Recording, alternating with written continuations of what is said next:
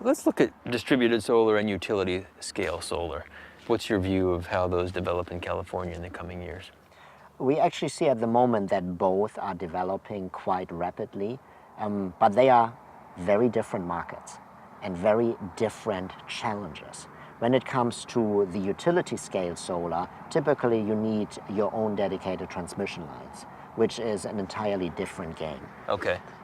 When you have distributed energy, what you need is one customer at a time that decides, I want to have my own energy solution.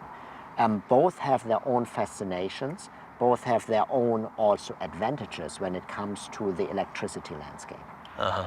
Do you see utility scale solar taking off, actually becoming something of a magnitude that would be a substantial part of the electric consumption in the U.S.? At this moment, when you look at solar, of course, it's still a very small fraction of the total energy supply. We are talking clearly less than 1%. I believe over time, this will significantly increase, both in distributed as well as to centralized.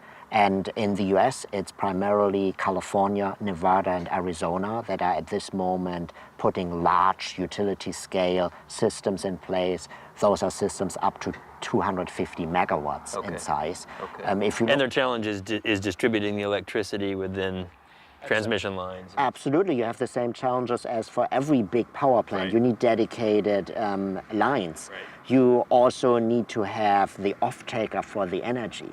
Again, the same as if you have large utility scale, coal-powered or nuclear power plant. And that's different for a distributed. You will not have a solution where you have 100% of the electricity supplied through solar, because then nobody would have electricity at night. We would again have candles to read at night.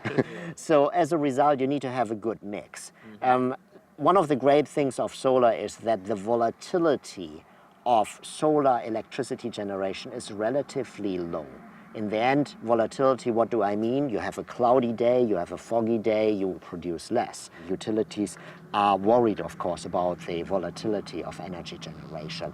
But nonetheless, there is some volatility, and you either need to have a mix where you combine it with natural gas from a utility point of view, or you work with storage mediums. At this moment, you still don't have those powerful storage mediums like giant flywheels and all kinds of very fascinating technology they work on. To store a large amount of electrons. Absolutely, absolutely.